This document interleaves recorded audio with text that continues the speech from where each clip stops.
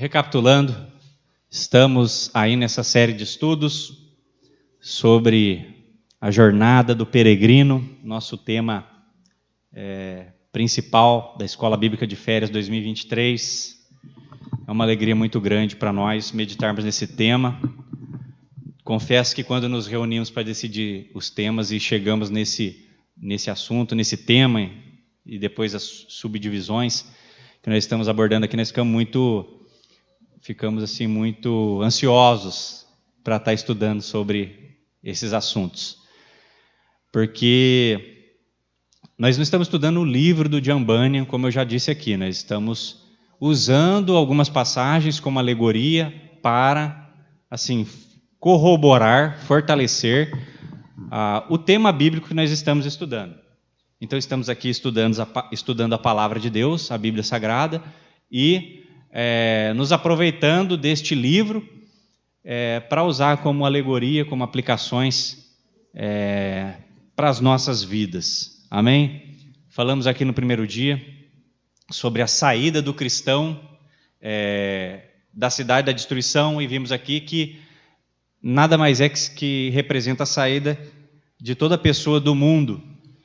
Quando o Evangelho abre o coração, abre a mente do incrédulo, e ele passa a entender a palavra de Deus, passa a entender o reino de Deus, as coisas espirituais, ele percebe que o mundo é uma grande ilusão, que o mundo é a cidade da destruição, que o mundo está sob condenação, que o mundo jaz no maligno, e então ele precisa romper com isso, ele precisa sair daquela situação, porque senão ele vai ser consumido também. Então o cristão, na alegoria de John Bunyan, ele corre o mais rápido que ele pode depois de ser alertado pelo evangelista. E ele foge. Então alguns personagens tentam impedi-lo. Então já temos visto que alguns lugares que ele passa, que estão no caminho, dentro da jornada, embora em alguns momentos ele se desvie, e amanhã eu creio que o pastor Jair vai estar abordando um pouco disso, mas mesmo ele se mantendo no caminho reto e continuando, progredindo na sua jornada, ele encontra personagens que simbolizam ou tentações, ou maus desejos, ou tribulações, dificuldades que o impedem ou que tentam impedi-lo de prosseguir. E ele também encontra regiões, cidades, vilarejos, lugares ali na literatura que simbolizam também tentações, tribulações, dificuldades, testes que todos nós enfrentamos no nosso dia a dia, nós como cristãos, nós como servos de Deus, nós enfrentamos e vamos enfrentar. Então, nós precisamos entender que a jornada do servo de Deus, ela é penosa, ela é difícil, nós precisamos saber disso. Principalmente os mais novos que acabaram de sair da casquinha do ovo, né? Os mais velhos já têm bico, né? Bico duro, já tem uma plumagem, já sabe voar a alturas, né? Os mais velhos aí na fé, mas os mais novos aí, principalmente os jovens, né? Vou aproveitar que os jovens estão aqui, os adolescentes, dar umas pauladas neles aqui, de vez em quando. Então, os mais novos aí, que ainda nem tem pena direito, está começando a fazer piu, piu, piu, começando a querer voar, já acho que sabe tudo, né? E você precisa entender, porque eu vim para o Evangelho novo, eu vim com 18 anos. Ainda sou novo, né? Mas eu sou um novo de cabelo já um pouco branco. Mas eu vim para o Evangelho com 18 anos, e eu vi muitos jovens abandonarem o caminho, desistirem, ou simplesmente desviarem o percurso, se embramarem com tantas coisas do mundo e não conseguir voltar para o caminho, justamente por esta falta de experiência, esta falta de entender o Evangelho. E uma das coisas é entender que a vida cristã não é fácil. Aqui não é Alice no País das Maravilhas, não. Que é tudo bonitinho, né? O gato de botas, o caminho é florido, não é? Às vezes encontramos momentos de refrigério, muitos momentos de refrigério, e é maravilhoso, mas tem os momentos de dificuldade porque o Senhor, Ele quer nos ensinar. Ele quer nos ensinar muitas coisas, Ele quer desenvolver a nossa fé. E o Evangelho é uma progressão. Percebe que o cristão, ele sai de um ponto e toda a história ele progride, ele está avançando. Aí ele sobe a montanha, ele vai, ele sobe mal pouco, ele está progredindo, ele está avançando. Então, a caminhada cristã, ela é uma evolução. A salvação é uma evolução da alma. Quando você aceita Jesus, você se converte. Esta conversão, ela é o início da fé, é o início da caminhada. Por isso que Jesus usa a figura, o apóstolo Paulo, os apóstolos, usa a figura do novo nascimento. Já falei aqui, estou sendo até repetitivo para quem já me cansa de ouvir. Ninguém nasce velho, todo mundo nasce neném, nasce bebê. Então, essa é a ideia do novo nascimento, é o início. A porta estreita é você está entrando nela você tem todo um novo mundo à sua frente. Você deixou o mundo para trás e agora tem uma nova dinâmica de vida, tem um caminho estreito para percorrer. Então é uma progressão, é um desenvolvimento da alma. A alma estava presa nas mãos de Satanás, ela é arrebatada com mão forte, porque Deus vai lá e nos tira de lá, e agora Ele nos coloca, e essa salvação ela continua avançando. Nós continuamos crescendo, avançando, crescendo na graça, no conhecimento, no amor, na fé, e a gente vai na experiência. E Deus faz com que esses atributos em nós, eles se desenvolvam de diversas maneiras, com experiências com Deus, com experiências de tribulação, de dificuldade, de inúmeras tribulações, fome, escassez, perseguição, dificuldade, tentação. A Bíblia já foi lida aqui ontem, O Senhor não tenta ninguém, mas o Senhor Ele permite que nós sejamos tentados, senão não seríamos, mas nós somos. Então, perceba, e nós precisamos entender essa dinâmica da salvação e cooperar com essa dinâmica do Espírito de Deus. Entender. Estamos passando por um teste, às vezes uma dificuldade, uma prova, uma enfermidade, é para nós sairmos de lá melhores. Buscarmos ao Senhor, sairmos de lá melhores. Não desistirmos. Não é para a gente desistir. Como cristão, ele logo sai da cidade da destruição, cai. Ele, o vacilante lá, o flexível, cai dentro do pântano da desconfiança. Aí ele é resgatado de lá pelo personagem chamado Auxílio, que nada mais é o auxílio, a ajuda, o socorro de Deus. Deus socorrendo o seu servo, tirando ele da dificuldade. E aquele personagem fala, tem umas pedras aqui que você pode passar por cima delas. E em meio à dificuldade, em meio à desconfiança, em meio a tantas coisas, tem algum solo firme que você pode pisar. Então nós precisamos entender toda essa dinâmica. Certo? Precisamos entender toda essa dinâmica. Então, falamos aqui com o nosso irmão Valdir sobre o castelo da dúvida, o gigante desespero. Olha só. Mas eles caíram naquela situação porque eles se desviaram. Vamos por esse caminho aqui que vai dar no mesmo lugar, é mais facinho, aqui está muito pedregoso. Então, cuidado para você não fugir do processo de dificuldade, de tribulação. Sabe? Às vezes vem uma tribulação sobre a sua vida, às vezes vem uma tribulação sobre a igreja, de forma coletiva. Nós já enfrentamos aqui muitas vezes, Os mais antigos, quantas tribulações a igreja não enfrentou. Já tivemos que fazer culto aqui com a porta fechada, Os irmãos sabem aqui, 2 anos fazendo culto com a porta fechada, irmão. Orando. Uma turma aí não querendo vir na igreja, mas é a hora que você tem que vir, na hora da dificuldade. A hora que o bicho está pegando. A hora que o bicho está pegando, você foge, você se esconde. Então você não usufruiu do processo. Você vacilou, você escorregou. Quando Jesus está próximo de ser preso, ele alerta os discípulos. Quando ele está no Getsêmani, eu falei para vocês lá atrás. Eu falei para vocês, quando vocês foram, eu enviei vocês para pregar o evangelho, não levar alforge, não levar marmita, não levar nada, não levar espada, mas agora, quem tem espada, pegue. Você entende? Então tem momentos que parece que o Senhor está abençoando, parece que a janela do céu está aberta e está maravilhoso. E tipo, para que espada, né? Ou seja, assim, não estamos numa guerra travada. A gente dá uma folgada na espada e a gente desfruta das coisas do Senhor, mas tem um momento que o Senhor chega para nós e fala assim, ó, agora pega a espada. Pega a espada, pega a mochila, pega o cantil, enche d'água, que agora o bicho vai pegar. Vocês conseguem entender isso? Então há momentos que... E os discípulos não entenderam. Não entenderam.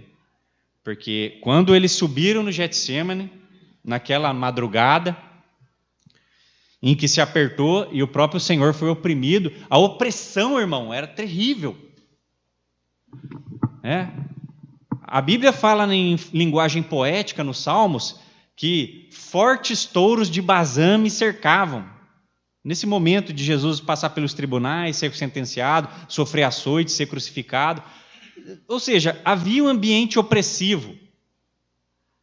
Imagine, irmão, você está ameaçado de morte.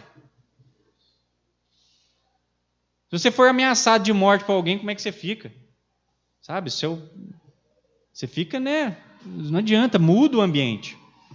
Então, há momentos da nossa vida, nós vamos falar um pouquinho disso, que se intensificam as lutas, se intensificam as tentações, as tribulações, e nós precisamos estar preparados. Tá certo? Nós estamos bem, estamos na bênção, pode ser que você está na bênção aí, a espada está no cantinho, você está só desfrutando das bênçãos do Senhor. Mas no momento de pegar a espada, você tem que estar preparado para pegar a espada. E passar dificuldade. Paulo falou o quê? Eu posso todas as coisas naquele que me fortalece. Eu já aprendi a contentar-me com o que tenho. Sei passar dificuldade, sei passar abundância, sei sofrer, sei estar numa boa.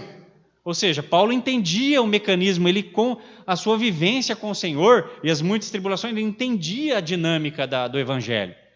Então ele falava categoricamente, eu sei viver o tempo de Deus de bonança, mas sei viver o tempo que a coisa aperta. Então eu posso todas as coisas naquele que me fortalece. Então nós precisamos entender esse processo, precisamos, não ser pego desprevenido, pego de surpresa. Mas os discípulos estavam lá no Getsêmani. E o que a Bíblia fala? Que eles estavam dormindo de tristeza. Estavam tristes, irmão. Há poucos dias atrás eles estavam na glória, Jesus sendo aclamado, a turma querendo fazer Jesus rei, Jesus fazendo milagre, mas agora Jesus está o quê? Ameaçado de morte. E eles viram toda aquela estrutura ruir. Mas eles não entendiam o que era o processo.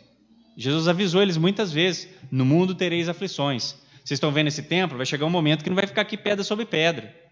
Tudo vai ser destruído, Jerusalém vai ser cercada de exércitos. Então, nós não podemos ser iludidos.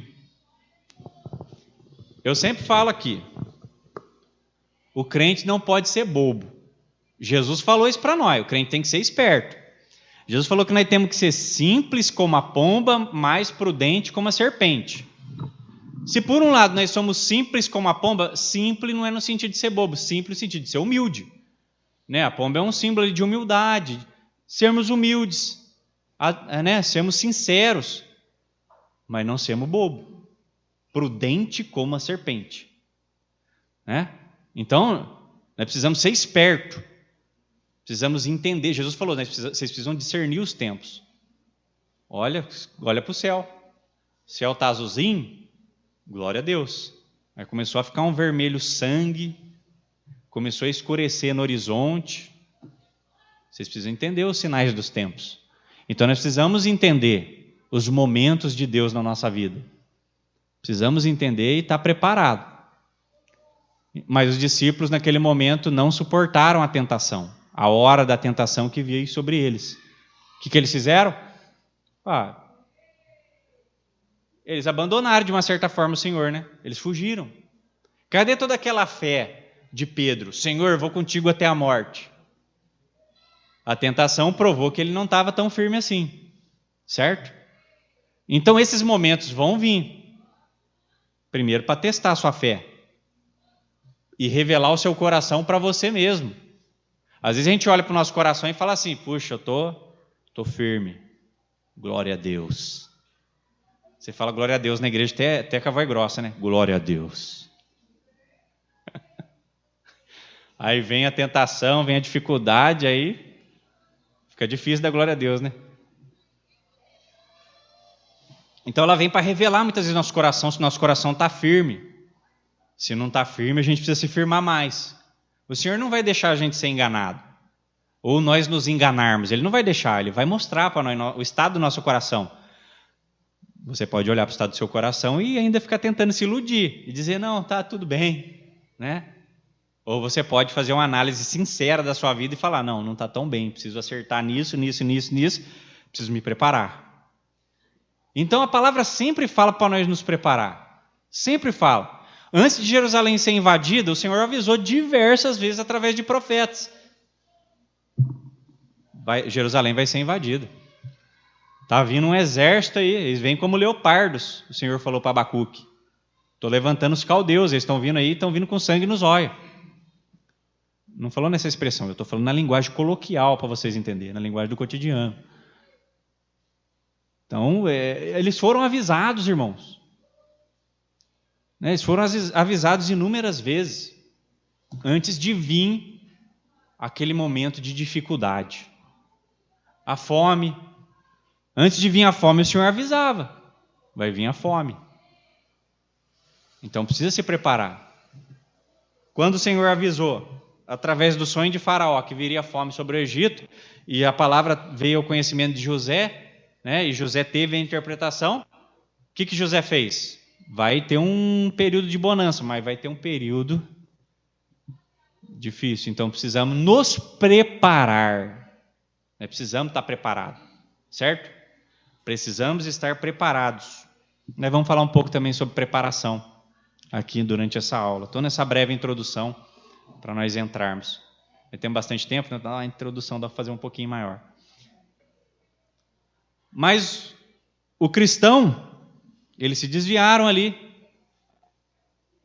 Ele e o esperançoso, né? Para um lugar, quando eles viram, eles foram pegos ali pelo gigante. O gigante desespero. E foram ali levados para o castelo da dúvida. E ali é só dúvida e desespero, só isso. O Valdir mostrou aqui, né, a masmorra cheia de ossos, né? E todas aquelas pessoas ali, na alegoria, se suicidaram, porque o gigante não tinha poder de matá-los. Isso é claro na literatura. O diabo não tem poder de te matar. O diabo não pode falar assim, eu vou matar o Rafael. Não pode, irmão, ele é limitado. Na verdade, agora, depois que Jesus morreu na cruz e subiu ao céu, o diabo não pode nem falar com Deus, porque ele foi precipitado.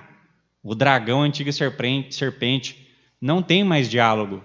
O céu foi purificado e Jesus Cristo já derrubou toda a condenação com a maior das argumentações. O seu sangue, a sua vida.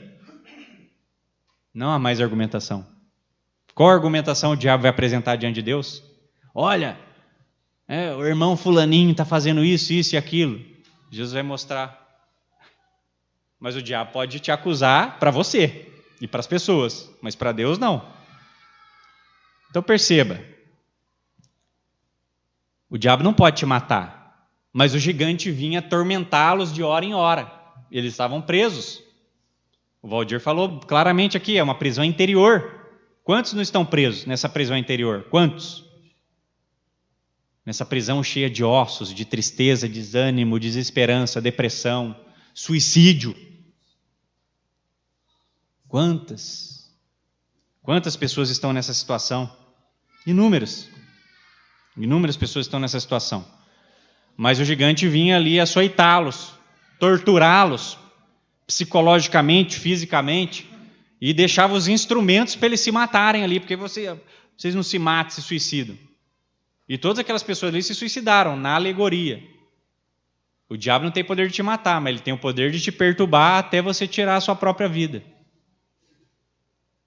Por isso é tão importante, quantas vezes Paulo não falou sobre isso, alimentarmos a esperança. Quantas vezes nos enchermos da esperança.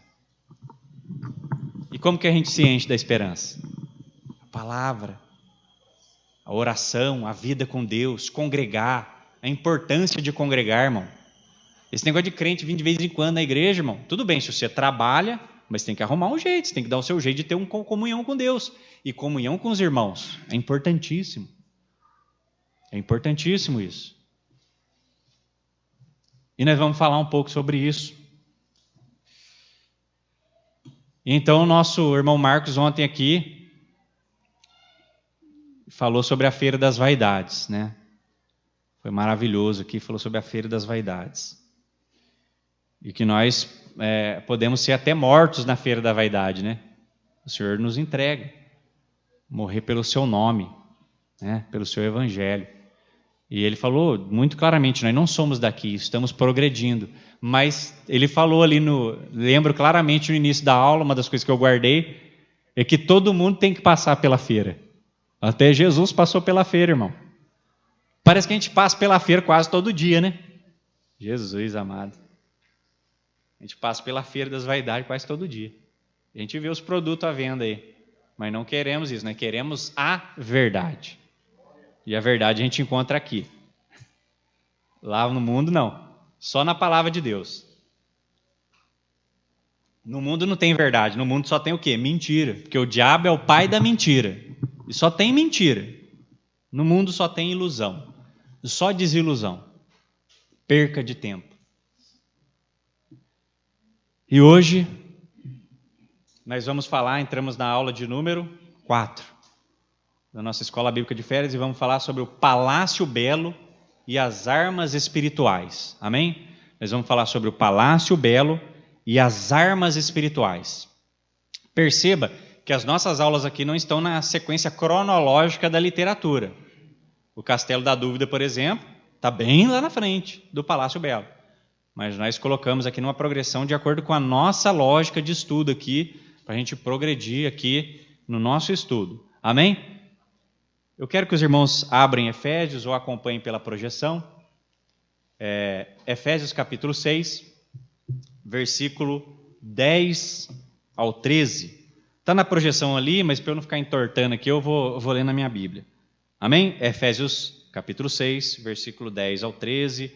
Fique à vontade para abrir a Bíblia, para marcar, ou simplesmente acompanhar pela projeção, que fala da armadura de Deus. No demais, irmãos meus, fortalecei-vos no Senhor e na força do seu poder. Revesti-vos de toda a armadura de Deus, para que possais estar firmes contra as astutas ciladas do diabo. Porque não temos que lutar contra a carne e o sangue, mas sim contra os principados, contra as potestades, contra os príncipes das trevas deste século, contra as hostes espirituais da maldade nos lugares celestiais. Portanto, tomai toda a armadura de Deus, para que possais resistir no dia mau, e havendo feito tudo, ficar firmes. Então, Paulo fala, depois de discursar sobre a salvação, o plano de salvação, e como devemos nos portar como cristãos aqui nessa terra, ele fala, no demais, finalmente, resumindo, em tudo que eu disse aqui, vocês precisam se fortalecer em Deus. Principal, se fortalecer no Senhor, na força do seu poder. Por quê? Porque nossa luta não é carnal. Nossa luta é espiritual e é contra forças desiguais. Forças poderosas. Olha só, estou usando até um pleonasmo aqui. Forças poderosas. Quando ele coloca aqui, muita gente pensa assim que Paulo está colocando um sistema hierárquico entre os demônios. Quando ele fala assim, nossa luta é contra principado, potestade, príncipe, hoste, fala que é um grau hierárquico. Não é. Isso aqui é uma gradação, é uma figura de linguagem. Na verdade, principado e príncipe é a mesma coisa. Potestade é poder, autoridade, é a mesma coisa. O que ele quer dizer, quando ele coloca uma gradação, ele quer dar ênfase, ele está usando palavras diferentes para repetir uma mesma palavra, uma mesma lógica. Ele quer dar ênfase a isso. E quando ele fala, ele usa a expressão principado, príncipe, potestade, ou autoridade, ou governos, dependendo da sua tradução, ele está falando que a nossa luta são contra seres poderosos. Isso precisa ficar gravado. Irmão, o diabo, a gente fala assim, não, o diabo está embaixo do meu pé. A gente canta os corinhos aqui, eu também canto. Eu canto também. A gente canta os corinhos aqui, pisa no diabo, a gente canta.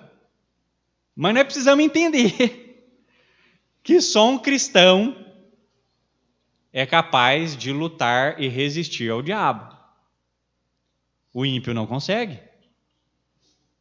Porque são principados, são espíritos poderosos, são entidades que, meu Deus do céu.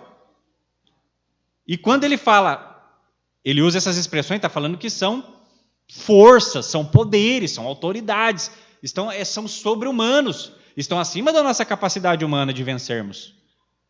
A gente não pode derrotar o diabo na carne, impossível.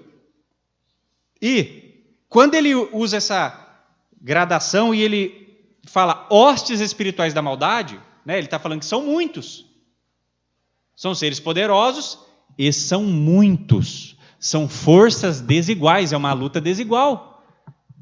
É você, filho, sozinho contra todo mundo. Então, se Deus não estiver com você, tá certo?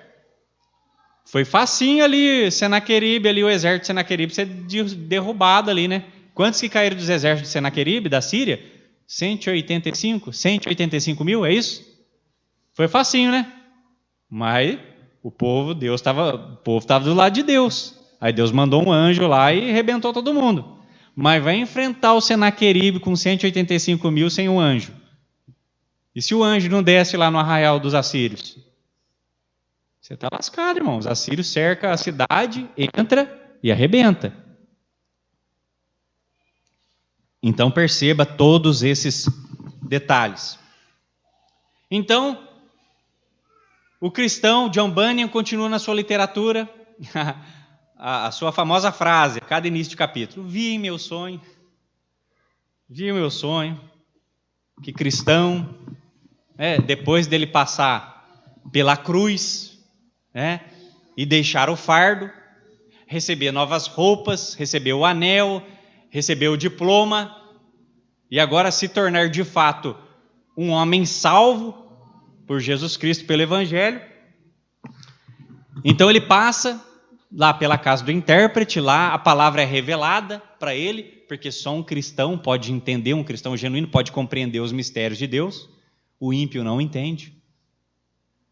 Paulo fala isso, porque o diabo cegou o entendimento dos incrédulos, a fim de que não resplandeça o evangelho da glória de Cristo. Então o incrédulo, o ímpio, o que não serve a Deus, ele não entende as coisas espirituais, porque é mistério, é revelado pelo Espírito Santo. Você pode fazer faculdade de teologia, irmão. Tem um monte de teólogo falando um monte de besteira aí, um monte de abobrinha. Não estou desprezando o curso, quer fazer, faça. Mas ele é só um adendo, ele é só um adjunto, um acessório do salvo. Se você não é salvo, sua mente não foi iluminada por Cristo, irmão, você não entende as coisas espirituais. E o diabo é mestre nas ilusões. Foi o que o Marco falou aqui. Ele usa a própria palavra. Você lembra o seu debate com Jesus? A própria palavra. E ele faz você se firmar na palavra, no entendimento errado da palavra, para te derrubar. Quantos não caíram assim? Quantos não caíram assim? Então, John Bunyan vê o peregrino avançando. Ele passa pela casa do intérprete, lá ele vê os mistérios, ele entende a palavra, e na sequência, ele sobe e ele tem uma visão. Ele chega num lugar chamado Palácio Belo. Ele vê um edifício, e o nome desse edifício é Palácio Belo. E então, ali na entrada do Palácio Belo tem um jardim bonito, e tem também 2 leões na entrada do palácio. Quem leu, ou assistiu pelo menos o desenho ou o filme, sabe do que eu estou falando. E ele precisa passar por entre esses leões, mas os leões estão ali. Estão ali para meter medo. Estão ali para meter medo em quem quer entrar. como quem diz assim, aqui não entra qualquer um. Os leões estão ali para isso. Aqui não entra qualquer um. Tem que enfrentar, encarar a gente nos olhos. Tem que nos vencer.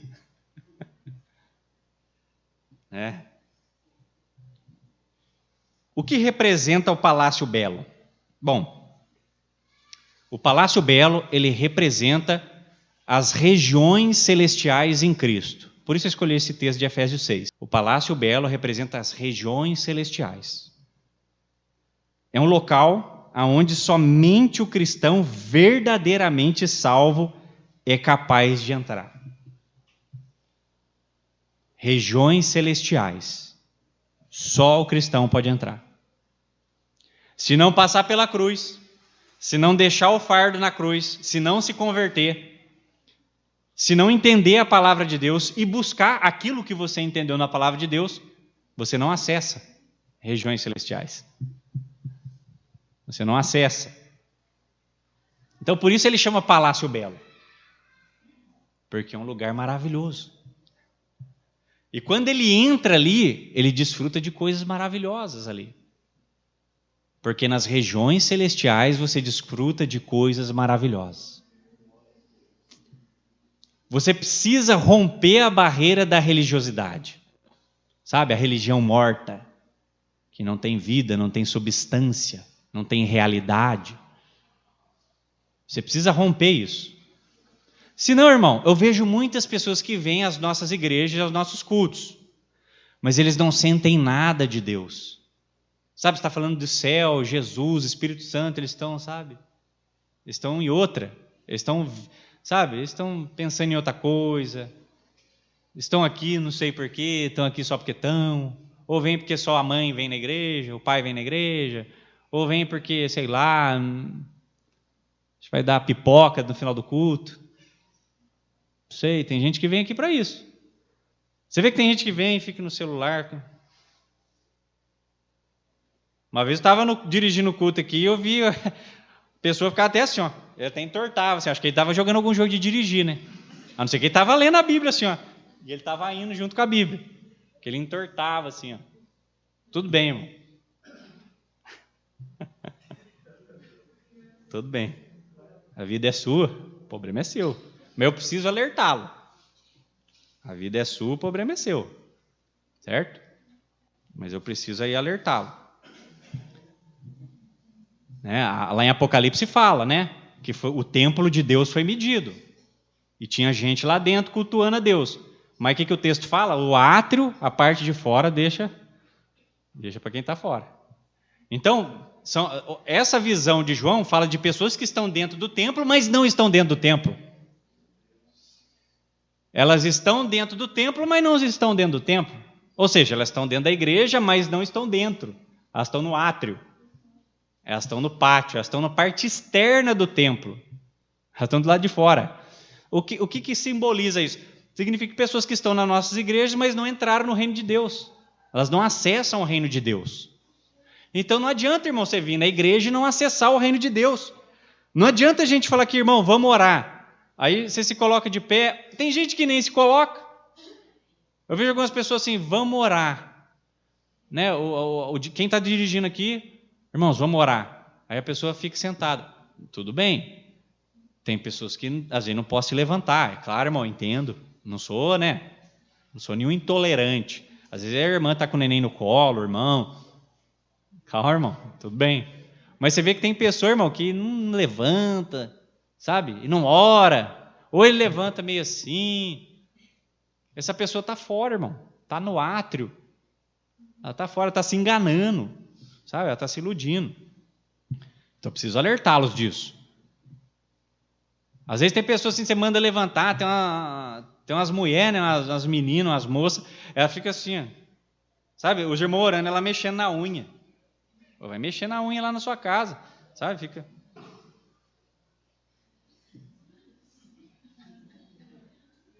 Não sei, está com um piolho, está coçando o cabelo. Tudo bem, eu só estou alertando. Por mim, você pode continuar todo o culto aí, tirando sujeira debaixo da unha. A gente fica aqui em cima e fica só vendo. A gente não quer ver, mas a gente vê. Tirando craca debaixo da unha. Tudo bem, você pode ficar, mas você está fora do reino, filho. Sabe? Você está fora do reino. Então você precisa entrar no templo e entrar no reino de Deus, no mundo espiritual. Eu estou brincando com os irmãos, mas os irmãos entendem. Você precisa entrar no mundo espiritual. Você precisa entrar na presença de Deus. Você precisa acessar. Então, o Palácio Belo representa... o reino de Deus representa as regiões celestiais em Cristo que Paulo fala em Efésios. E repete 3 vezes lá em Efésios. Por exemplo, o capítulo de número 2. Vamos para o capítulo de número 2. Efésios capítulo 2. Né? Ele fala a partir do verso 1. Efésios, carta de Paulo aos Efésios, capítulo 2. Esse texto não está na projeção, né? Vamos ler na Bíblia. Efésios, capítulo 2. A partir do verso 1, olha o que ele fala. Ele fala assim, que nós fomos salvos. Aí ele vai falar o que acontece conosco depois que nós fomos salvos. Todo mundo achou? Posso ler? Efésios 2, verso 1.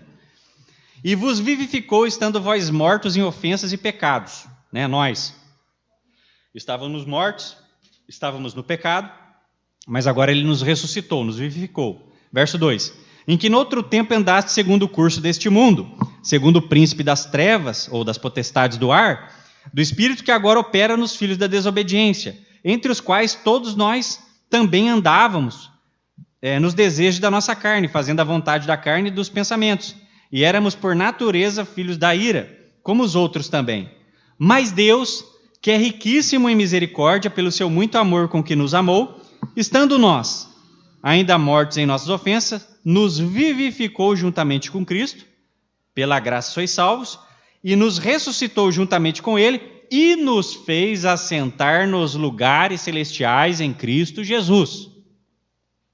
Ponto. Então Ele nos resgatou do pecado e das trevas, nos salvou, nos ressuscitou e nos colocou, nos fez assentar, nos colocou em regiões celestiais em Cristo. Certo? Eu compartilho dos irmãos aqui, porque todos que são crentes de verdade aqui, que se salvaram, vocês vão se lembrar disso. Quando você aceitou Jesus, irmão, não é verdade? Jesus, ele tirou-se lá da morte, lá do porão, lá de baixo, e ele te colocou em cima, em regiões celestiais. Eu não sei se você sentia isso, eu sentia. Parecia, irmão, que eu estava andando nas nuvens, sabe? O novo convertido parece que ele tem superpoderes, não é isso? Sabe? E ele, qualquer coisa, ele já sente Deus, ele já chora, ele já, né? Se for batizar com o Espírito Santo, então ele fala em línguas, ele sabe, ele ajoelha. Eu lembro que qualquer momento que eu ia orar, irmão, a lágrima vinha no meu olho, eu já chorava, irmão, era uma glória tremenda, irmão, sabe? Eu ia na igreja, culto de terça-feira, tinha meia dúzia no culto de ensino, eu já chegava lá na sede, lá no culto de ensino, e já dobrava o joelho, e já começava a chorar, irmão. Aí você vê os novos convertidos fazendo essas coisas, você fica meio, né? Os mais antigos ficam, né? Mas perceba, é porque Jesus pegou você lá de baixo e já jogou você lá em cima. Em regiões celestiais, certo? Ele já colocou você lá em cima. Só que, com o passar do tempo, você vai aprendendo que você precisa acessar essas regiões celestiais. Ele não vai ficar segurando você lá em cima. Vai ter hora que você vai descer. Aí ele não vai pegar você e jogar lá em cima. Você vai ter que aprender a acessar regiões celestiais. Está entendendo? Então, aí eu vejo muito crente falando assim: eu lembro daquela época, né, da década de sei quando tinha a irmã Josefina, tinha o profeta lá, o irmão José, aquela época era fogo, né? Época de novo convertido, a gente usa até a expressão primeiro amor. Não é, porque Jesus, quando ele converte, se você está no começo, ele empurra você para cima, ele te ajuda. É como um neném, né? Ele dá papinha na sua boca, ele carrega no colo, até você aprender a engatinhar. né? Aprender a pegar a colher, pôr na boca, comer, aprender a fazer sua comida, irmão. Aí você tem que, né? Ele não vai pegar o neném, tudo bem, você pega o neném, leva o neném, põe no berço, canta neném no ouvido dele, né?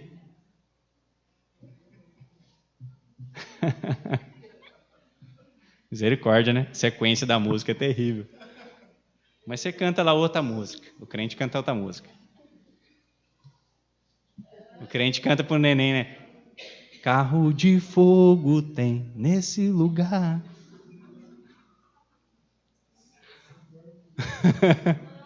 O neném vai falar em mistério, ele não vai dormir. Mas então perceba, você faz isso com o neném, certo?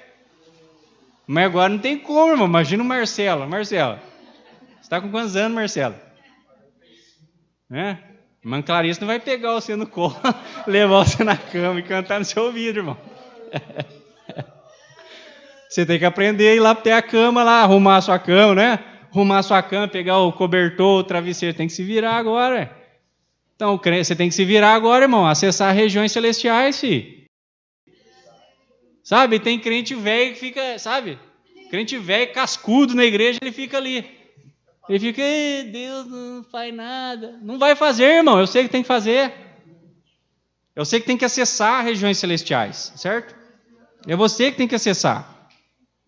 Lá, o peregrino, lá quando ele entra, ele desfruta do quê? De bênçãos lá dentro. Bênçãos prazerosas, aprazíveis. Que mais que ele desfruta? De companhias abençoadas. Lá ele tem conversas, né? Senta na mesa, conversa com aqueles personagens que estão lá dentro. Ele tem conversas consoladoras. Olha só, irmão. Ele estava lá do lado de fora, só subindo montanha, só encontrando o pessoal querendo desviar ele do caminho, pântano da desconfiança, sabe? Dificuldade. Mas quando ele entra no Palácio Belo, irmão, lá não tem lama. Lá não tem osso, não tem gigante desespero, não tem. Lá é outra esfera, irmão. Lá é outro negócio. A coisa lá é diferente, lá o ar é diferente, irmão. Lá são bênçãos, lá são, sabe, experiências extraordinárias, são conversações santas, são conselhos santos que ele ouve, são coisas maravilhosas que ele vive ali. Vasta alimentação, ele se alimenta, sabe? Ele se alimenta. Vasta alimentação. O que isso simboliza, irmão? Essas experiências só vão ter em regiões celestiais. Só vão ter em regiões celestiais. Alimento espiritual. Conselhos, palavra, consolação. E a Bíblia fala, Paulo fala, ele fala dessas regiões celestiais 3 vezes em Efésios. Aqui no capítulo 2, no capítulo 6, que nós lemos, né, que nossa luta é em regiões celestiais, e no capítulo 1, verso 3. Pode abrir? Capítulo 1, versículo 3. Então, lá o cristão, ele desfruta de bênçãos aprazíveis, companhias abençoadas e vasta alimentação espiritual. Todo crente, pode abrir aí, Efésios 1, versículo 3. Efésios capítulo 1, versículo 3. De fato, todo crente é abençoado, irmão, e rodeado de bênçãos. De incontáveis bênçãos, sou capaz de falar aqui, irmão. Incontáveis bênçãos, que só podem ser acessadas em regiões celestiais. A bênção não chega em você se você estiver na carne. Sabe, esse é o segredo. Olha o que fala. Abriu?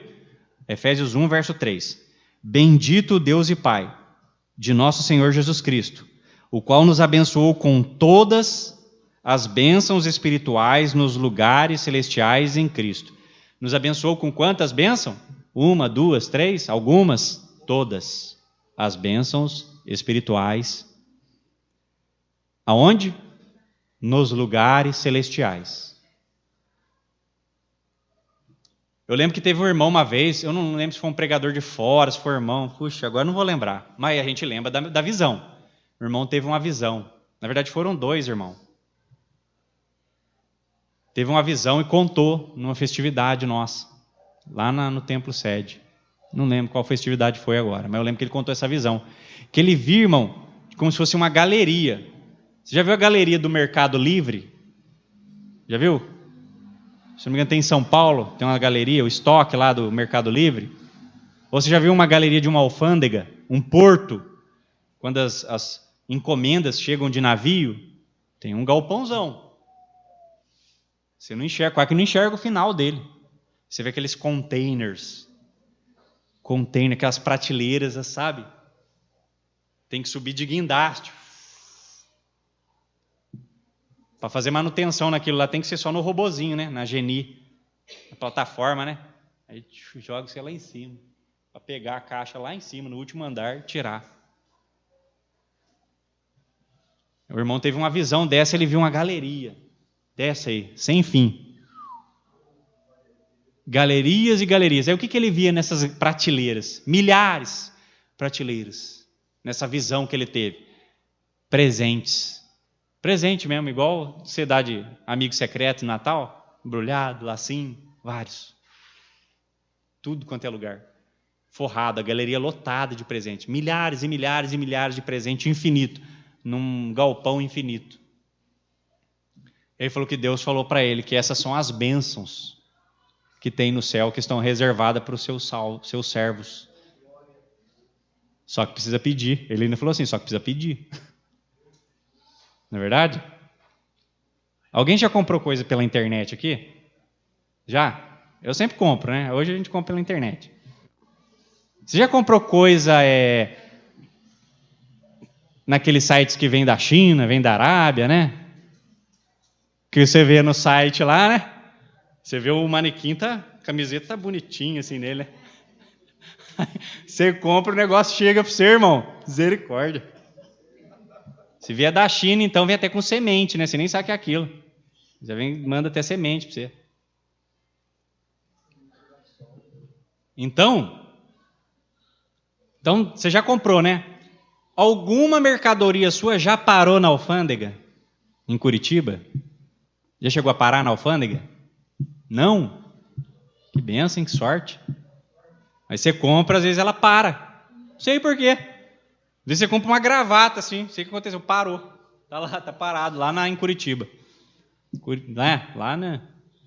Ela para lá. Negócio de Receita Federal, Polícia Federal, sei lá. Sei que ela para lá. Aí você tem que ir lá, né? Lá no site do correio, ou sei lá, e desbloquear o negócio e solicitar para o negócio chegar para você. Não é isso? Às vezes você está esperando que passa 1 mês, 2 meses, mas também você comprou um negócio lá na Arábia. Aí, acho que ele segura lá, sei lá, vai ver que é uma bomba lá, você não sabe. Aí você tem que entrar com um pedido, uma solicitação, às vezes pagar uma taxa, né? Tem que pagar uma taxa para liberar, porque sua encomenda ficou retida.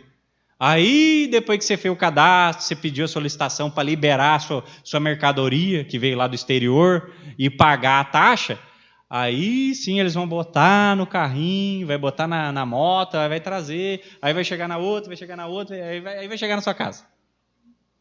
Certo? Às vezes, irmão, as bênçãos para chegar na sua mão é assim, irmão. Às vezes fica parada lá na alfândega lá do céu. O que você tem que fazer? Tem que pedir, ué. Você tem que pedir. Buscar. Pedir e dar-se-vos-á. Buscar e encontrareis, né? Batei e a porta abrir-se-vos-á. Então tem que pedir, irmão. Os crentes hoje estão desaprendendo a pedir. Tem muita gente na igreja frustrada. Deus não faz nada na minha vida. Deus não fala comigo.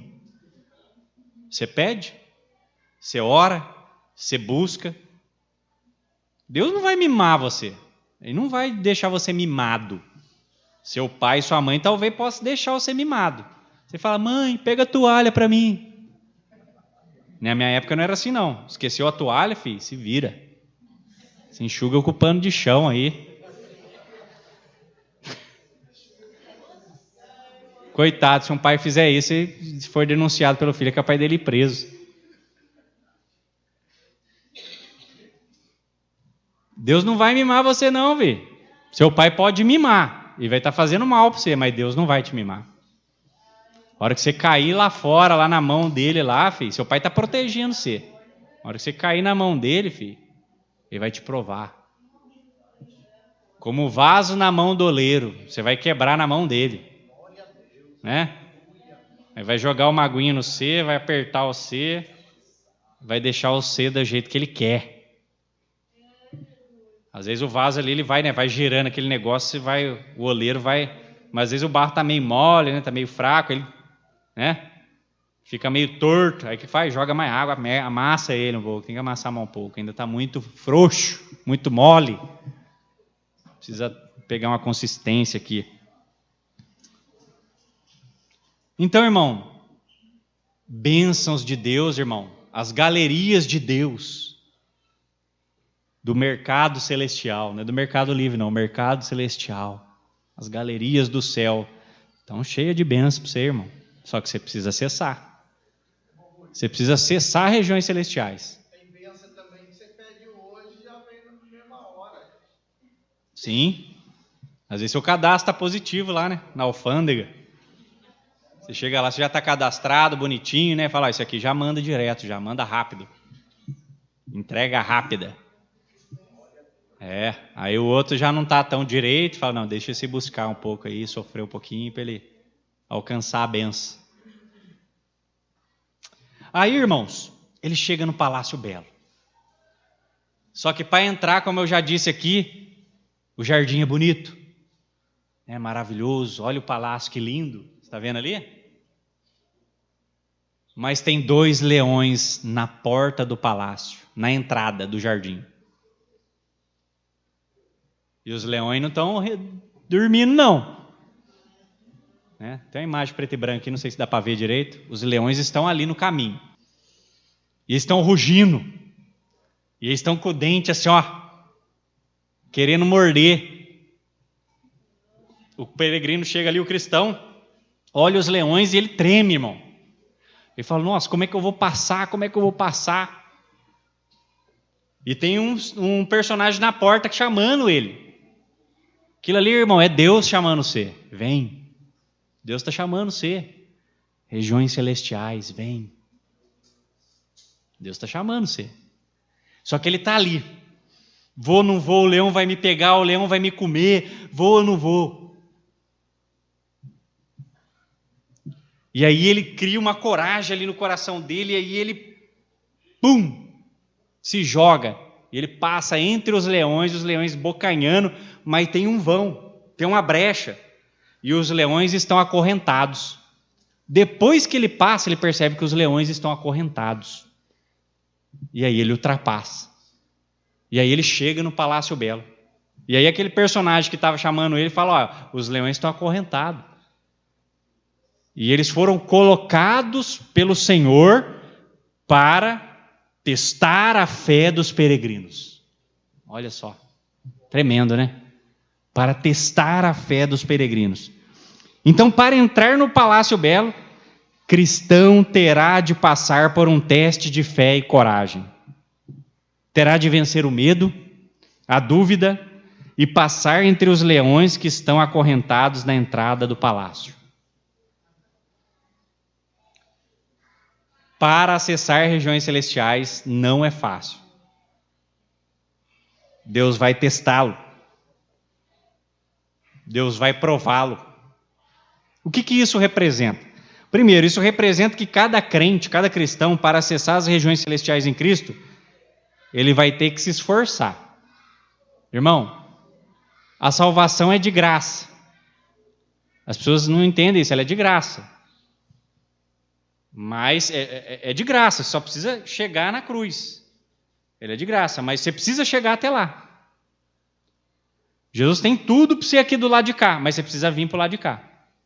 Esse é seu esforço, você entende? É igual o Josué. Filho, vou te dar tudo, já é teu. Ó, Canaã já é do povo de Deus. Só que você tem que se esforçar e tem que atravessar o Jordão, tem que ir. Então você tem que se esforçar. Primeira coisa. Primeiro teste é esse, esforço. Você tem que se esforçar, tem que se dedicar. Você tem que romper as barreiras. Irmão, se você não se esforçar, você não orar, sabe? Você não se renunciar à sua carne, você não... Sabe, às vezes você vai ter que jejuar, sabe? Você vai ter que renunciar a coisas, sabe? Senão o céu não se manifesta. Você tem que deixar coisas, você tem que orar. Sabe, às vezes fazer propósito de oração. Hoje você não ouve mais de falar de crente, falar de fazer propósito de oração. Antigamente você ouvia falar muito isso, né? Ah, estou fazendo um propósito de oração. Ou a igreja, vamos fazer um propósito de oração. Hoje você não ouve mais falar. Ninguém mais ora, parece que ninguém mais ora, ninguém mais faz para propósito. Propósito de ler a Bíblia toda. Esse ano eu vou ler a Bíblia toda. Não é isso? Você não vê mais. Só que é o seguinte, irmão, o céu não vai se manifestar. É uma coisa que eu falo, é até uma expressão difícil, é uma expressão dura que eu uso, mas tem que usar. Deus não abençoa vagabundo. Se você não quer se esforçar, irmão, e se empenhar para acessar o reino de Deus, irmão, o céu não vai cair no teu colo. Você vai precisar romper o céu, irromper o estado natural. Você vai ter que vencer as coisas que estão dentro de você. Sabe o que é mais difícil na oração? Você sabe o que é mais difícil na oração? Eu falo para você, ó, irmão, vamos lá, vamos supor que você faça assim, a partir de hoje. Um exemplo. A partir de hoje, eu vou orar todo dia. 11 horas da noite, das 11 à meia-noite eu vou orar. Um exemplo. Sabe o que é mais difícil nisso? Você ir cumprir o propósito, você ir e orar. Você percebe que depois que você começa a orar e você vai orando, passa 5 minutos, 10, 15, aí parece que, né, você vai. Parece que Deus começa até a puxar você, né, para o céu. Mas a dificuldade é o antes, é o atravessar os leões. É você ir orar, você vencer coisas dentro de você. Porque, na verdade, os leões estão ali para refletir, revelar, confrontar coisas dentro de você. O medo, a dúvida. Será que é aqui mesmo? Será que é isso mesmo? O que será que tem depois daqui? Será que vale a pena? Será que eu não devo voltar? Então, eles estão ali para você irromper, para você se esforçar. Aí você atravessar o jardim e chegar no Palácio Belo. Irmão, e a segunda coisa, está ali para testar a fé. Só quem crê está determinado. Não adianta. Está determinado. Sem fé é impossível agradar a Deus. Sem fé é impossível alcançar alguma coisa de Deus. A fé precisa ela precisa vir à tona. Ela precisa sair, porque tem a fé no seu sentido teológico, sabe? Eu creio, no sentido de confissão, você consegue entender? A fé no sentido doutrinário, no sentido teológico, no sentido de que, eu creio em Deus, eu acredito em Jesus, eu acredito na palavra, eu acredito que as promessas são para mim. Tudo bem, mas Deus quer puxar a fé desafio, a fé coragem, a fé que nos faz fazer atos extraordinários para a glória de Deus. É essa fé que nós não estamos vendo nos dias de hoje. Deus quer extrair essa fé, a fé que desafia leões, a fé que vence leões, a fé que vence o medo, a fé que vence a dúvida, a fé que vence a carne, a fé que vence o seu ego, que vence a si mesmo. É essa fé. Para o cristão acessar regiões celestiais em Cristo, ele terá que acreditar e se esforçar. Está determinado. Somente a fé e a coragem verdadeira serão respondidas e recompensadas. Observe aqui esse texto aqui, ó. Esses dois textos. Primeiro, Tiago, capítulo 1, versículo do 3 a 8, está na projeção, se quiser acompanhar na sua Bíblia. Sabendo que a prova da vossa fé opera a paciência. Tenha, porém, a paciência sua obra perfeita, para que sejais perfeitos e completos, sem faltar em coisa alguma. E se algum de vós tem falta de sabedoria, peça a Deus, que a todos dá liberalmente, e não lance em rosto, e ser-lhe-á dada. Ou seja, é de graça. Deus te dá sabedoria e te dá tudo que diz respeito ao reino de Deus. Não só sabedoria, tudo. Todas aquelas bênçãos lá no mercado livre do céu. Aí no verso 5, no verso 6. Peça, porém, com fé, em nada duvidando, porque o que duvida é semelhante à onda do mar, que é levada pelo vento e lançada de uma para outra parte. Não pense tal homem que receberá do Senhor alguma coisa. O homem de coração dobre é inconstante em todos os seus caminhos. Irmão, está determinado. Sem fé, não adianta. Sem fé não se alcança.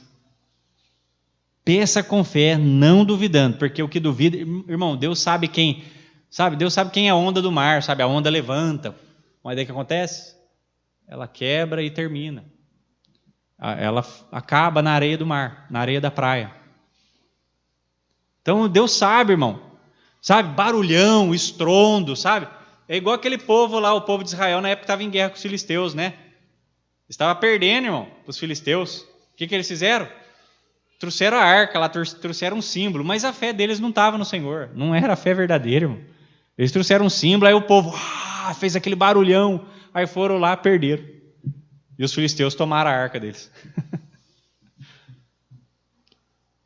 Então, somente a fé, irmão, vai acessar, irmão. Somente o desafio, essa fé coragem, essa fé de, sabe, de rasgar suas vestes, sabe, de rasgar o seu coração. Essa fé de Senhor, a fé de Jacó, de agarrar o anjo e falar, não te deixarei se não me abençoares, nem que isso custe a minha vida. Sabe, essa fé, irmão. O clamor, a busca intensa, o derramamento da alma aos pés do Senhor.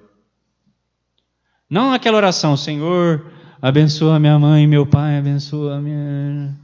Em nome de Jesus. A oração com todo o seu ser, com toda a sua vida. Né? Quando Salomão inaugurou o templo, Deus ensinou uma lição para eles. Muita gente usa essa palavra no sentido de exortação, mas lá em Crônicas 7, se não me engano, 2 Crônicas 7, depois que eles inauguram o templo, irmão, sabe, depois de todo aquele empenho, aquele trabalho, e eles inauguram e faz o primeiro culto, o que a palavra fala? Que a glória de Deus desce. Regiões celestiais eles acessaram. E os sacerdotes não podiam ministrar por causa da glória do Senhor. E aí Deus se manifesta e Deus fala com eles. O que Deus fala? Deus fala, meus ouvidos estão atentos à oração desse lugar. Se vocês se converterem dos seus maus caminhos, se arrependerem e buscarem de todo o coração, eu vou ouvir a oração, eu vou responder. Mas precisa buscar de todo o coração. Sabe, você tem que aprender a se derramar. Eu fico preocupado, irmão, eu preciso dar umas pitadas aqui, nosso tempo está passando, Jesus amado. Eu preciso dar umas pitadas aqui. Eu leio muito livro. Eu tenho uma mini biblioteca lá em casa. Nem por isso eu virei um cabeça de bagre, como eu vejo alguns lendo a meia dúzia de livro aí, virando, sabe, transformando o culto numa ortodoxia, sabe, a vida cristã numa sem vida, sem realidade. As pessoas não estão entendendo. Regiões celestiais é fé, é coragem, é desafio. Todos os homens de Deus que fizeram grandes coisas fizeram desse jeito, essa fé. Não a fé que se aprende só numa sala de teologia. É a fé desafio, é a fé vivência com Deus, é a fé de, sabe, de joelho no chão, boca no pó. Hebreus 11, verso 1 e o verso 6. Ora, a fé é o firme fundamento das coisas que se esperam, A prova das coisas que se não veem. É uma certeza, é uma firmeza. Verso 6, ora, sem fé é impossível agradar-lhe, porque é necessário que aquele que se aproxima de Deus creia que Ele existe, que é galardoador, que recompensa os que o buscam.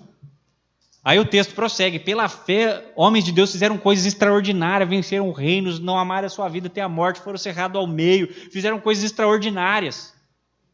É essa fé que está faltando, sabe? Essa fé é desafio. Sabe? De falar, Senhor, eu confio, eu entrego a minha vida para o Senhor, eu vou depositar nas tuas mãos esta causa e eu vou buscar. É essa fé. Essa fé, irmão. Muitos pensam que a fé, é meramente assentimento intelectual, sabe? Muitos pensam que é isso, estão confundindo. Pensam que é passividade, conhecimento teológico. Ao contrário, a fé é substância. Ela é como uma energia, sabe? É uma coisa que te faz fazer coisas extraordinárias, te leva ao movimento. A fé faz você o quê? Fez Jesus ir até o Calvário, fez Jesus entregar a sua vida. O que a fé fez com Paulo? Fez esse homem, irmão, esparramar o evangelho pelo mundo inteiro. A fé nos leva ao movimento, nos leva à ação, nos leva a sermos intrépidos. A fé nos leva a isso. Os leões estão ali, ó,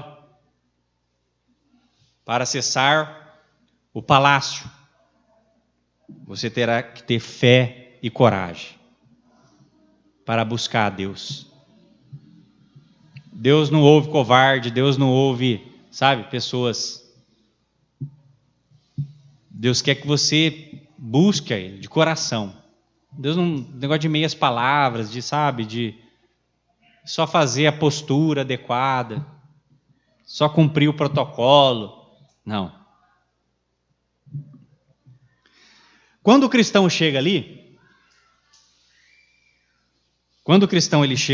ele entra dentro do Palácio Belo, das coisas que eu falei, desfruta de alimentação e desfruta de companhias abençoadas. Há algumas personagens ali, as mulheres, né, que têm nomes ali como piedade, caridade, prudência, que representam virtudes, olha só, isso é tremendo também, virtudes, dons e capacidades espirituais. Esses personagens simbolizam caridade, amor, prudência, piedade, santidade. São capacidades, qualidades, habilidades que só são adquiridas e aperfeiçoadas por um crente em regiões celestiais. Aí é que está. Você não se desenvolve essas coisas com diploma, com curso pela internet. Pode ser que te ajude alguma coisa. Mas é nas regiões celestiais, quando você acessa elas, é que essas virtudes, elas são lhe dadas e elas são aperfeiçoadas na sua vida. Você consegue entender isso? É só na região celestial, no mundo espiritual, no sobrenatural de Deus. E como que eu acesso isso? Renúncia, busca, oração, consagração, jejum, estudo da palavra, mas não é esse estudo de ler, de alimento, sabe, de pegar a palavra e aplicar ao seu coração, de praticar ela, de viver ela, de botar ela em prática. Esses personagens simbolizam dons espirituais, ministérios, capacidades extraordinárias, porque o cristão, depois que ele sai dali, ele sai com capacidades extraordinárias, capacidades tremendas para vencer barreiras, vencer o inimigo. Então os dons, os ministérios, as capacidades extraordinárias estão à disposição de todo cristão, mas em regiões celestiais. Você precisa ir lá buscar. Você precisa ir lá buscar as capacidades, o poder, a virtude, os dons. Nos dias de hoje, irmão, cada vez mais as igrejas, percebem o que está acontecendo. Olha o processo que está acontecendo com as igrejas. Aconteceu na Europa, esse processo já está quase no fim da sua etapa nos Estados Unidos e esse processo se iniciou no Brasil há alguns anos. Cada vez mais a igreja tem regredido e resumido a vida cristã somente em vir à igreja, sabe? Cantar, ouvir sermões, sabe? Nesse processo de esfriamento. Nesse processo de carnalização da igreja. É isso, irmão, que está acontecendo. É isso que está acontecendo. Igreja é só um lugar para vir, para ouvir uma palavra boa, sei lá, uma palavra de esperança, né? Talvez saia uma aguinha do seu olho quando o pregador fala uma palavra bonita. Borra sua maquiagem, aí você corre lá no espelho, no banheiro para arrumar e volta. Muitas pessoas têm resumido a igreja em vir, cantar no conjunto. Irmão, se nós vem aqui, nós não sente a presença de Deus e nós não acessa isso, tudo isso que nós estamos falando hoje aqui, sabe? Nós estamos vindo aqui, nós somos só religiosos. Nós somos só pessoas religiosas. Estamos perdendo nosso tempo. Desculpe, mas é melhor você, né, sair fora. Né? É claro que eu não quero que você saia fora, mas é uma maneira de falar, eu preciso ser, né, realista aqui. Então, perceba, irmão. A palavra fala o quê? Os dons seguirão os que creem. Em meu nome, resumindo, farão coisas extraordinárias. Não é isso que Jesus falou? Os dons acompanharão os que creem. Os que têm essa fé corajosa, essa fé desafiadora, farão coisas extraordinárias. Irmão, Jesus falou, vocês vão ser colocados diante de poderosos, diante dos reis, e naquela mesma hora, quando vocês forem levados à morte, vocês não terão medo. A palavra será dada na sua boca, e vocês vão responder como convém. Olha só, irmão. Extraordinário isso. Então muitas igrejas estão se tornando, muitos cristãos, então não há realidade mais na vida deles, não há mais o sobrenatural, sabe? Não há mais os dons, não há mais, né, as virtudes do Espírito Santo, os frutos, né? Eu falo virtude, são os frutos lá de Gálatas, sabe? A esperança, a paciência, a santificação, né? A fé, o amor. E por fim, antes dele sair do Palácio Belo, ele é levado a um cômodo, a uma sala que é chamada Sala de Armas. Vocês lembram disso? Ele é levado a salas de armas. Lá lhe é mostrado as grandes armas que os servos de Deus venceram no passado, inimigos. Aí lá mostra lá a queixada do jumento. Olha que arma, irmão. E Sansão venceu 1000 com a queixada de jumento.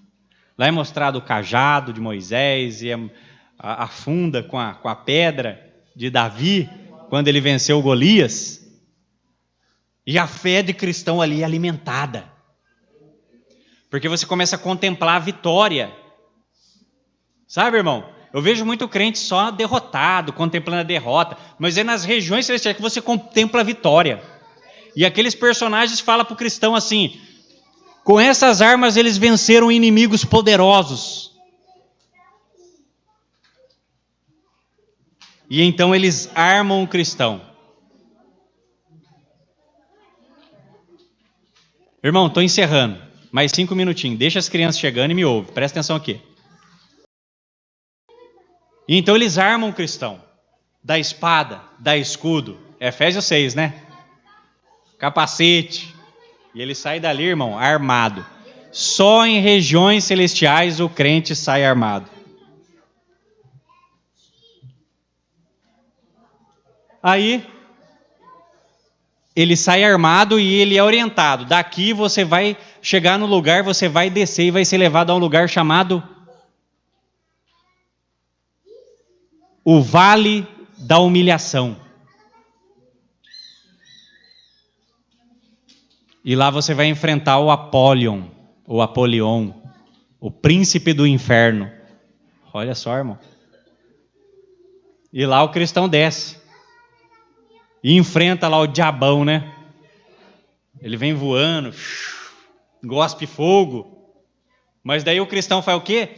Põe o escudo na frente e repele o fogo do inimigo.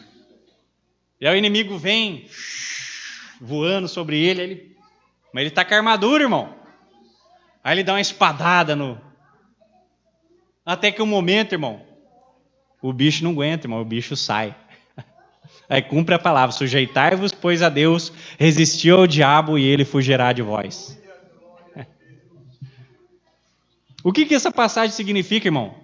Do cristão no vale da humilhação enfrentando o Apolion, o diabão lá, todo armado. Significa que, irmão, somente um cristão verdadeiro, em regiões celestiais e bem armado, pode vencer o diabo.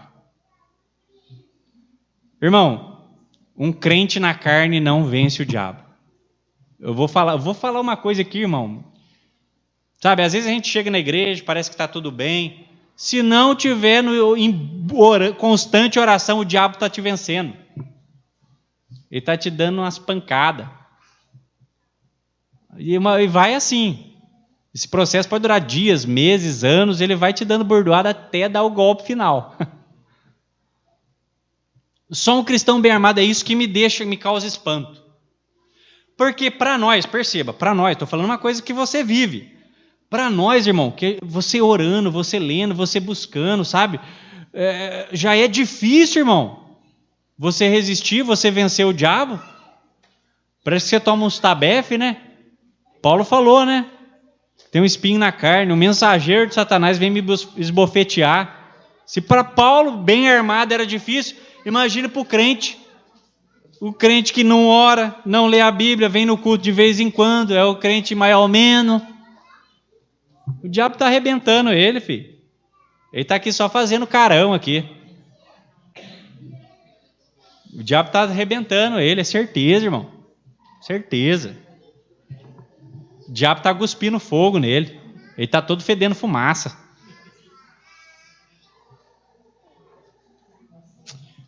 Então, irmão, por fim, o cristão ele deixa o palácio belo completamente armado, com escudo, espada, sapato, capacete, couraça, para descer ao vale da humilhação, pois lá ele vai enfrentar o temido Apolion, o príncipe do abismo, o anjo do abismo.